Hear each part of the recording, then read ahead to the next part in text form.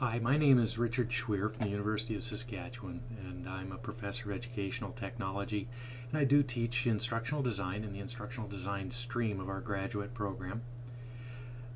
In order to understand what we do in teaching basic ID, you probably need to think of it as two courses that we'll discuss here, but essentially they're really just one. Let me explain. Most of our students who arrive in our program are educators, but they have no background in instructional design. Now, in our program, it's not unusual to have courses that run for a full academic year over the course of 2 semesters. So essentially one course running over 2 semesters. So the ID stream, you can think of it as running as 2 courses in term 1 and term 2, but we think of them as one seamless experience. The reason for the division is to allow students who are sampling ID to decide whether or not they're cut out to continue instructional design before they undergo the intense experience in the second term and offer them a graceful exit point, if you will. So, if you think of it, our first course addresses the fundamentals of instructional design, language, theory, and practice of instructional design in a safe setting.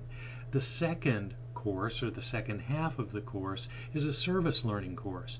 We negotiate a contract with a local nonprofit agency, and groups of 5 students then carry out the instructional design project under the supervision of the instructor, who acts as the project manager.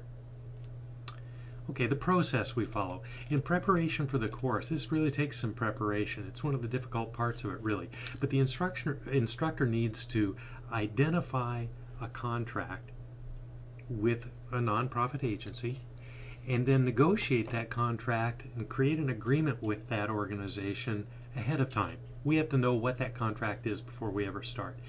We've gone to the lengths of developing a memorandum of understanding with the groups we work with that's signed by the instructor and by a representative officer of the nonprofit organization.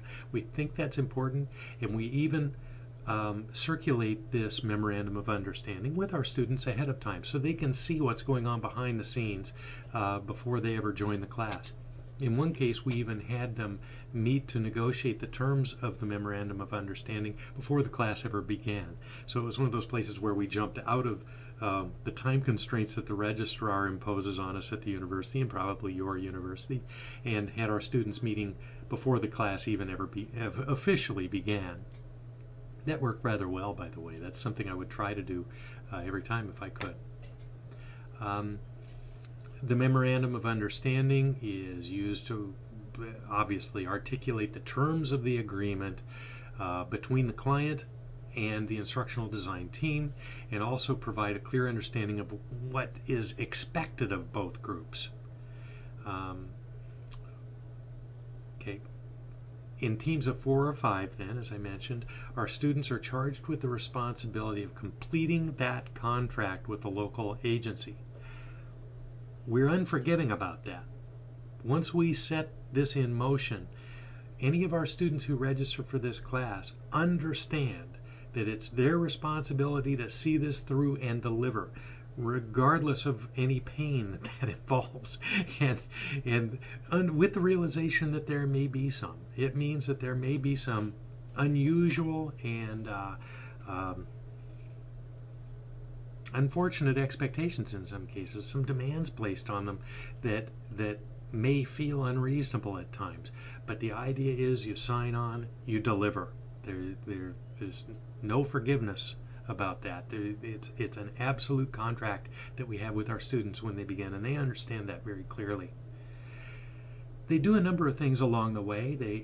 When we first meet, they understand what the project is about through the Memorandum of Understanding, and after talking about it for a while, one of the first things they do is plan and develop a project budget estimate, and we have spreadsheets then to help them do that if they wish, and then they rough out a plan or a timeline for completion.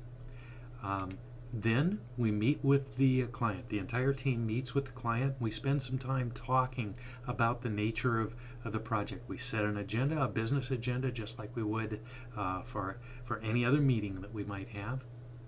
But after introductions, for instance, we might discuss the nature of the project, why it's important, ferret out client expectations, let them talk about that for a while so that the hidden agendas can come out if at all possible, any political implications for what we're doing, any political intrigue that's happening in the organization.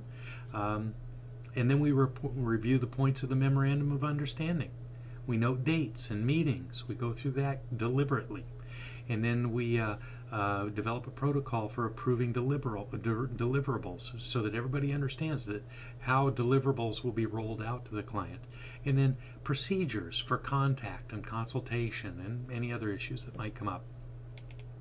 After that meeting, the instructional design team meets in camera again, and they revise the plan that they originally had. This is a wonderful piece of learning for them because they see the folly of planning without really in-depth exploration with a client.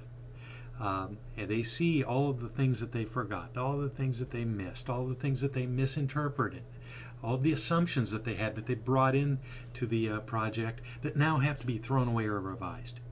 So it's a wonderful experience for them. Of course, it's the instructor's job at that point to highlight some of those follies and spend some time with the students so they can get to understand almost metacognitively what's going on with the instructional design process as they do it. The instructor almost acts as the group's Jiminy Cricket, the conscience for the group, riding on their shoulders saying, oh, look at that. Oh, did you notice what happened when you did that? Did you see what happened when you changed this? Did you expect to hear that from the client? You're constantly trying to alert them to the ID processes and the surprise elements of instructional design along the way that they can't learn any other way.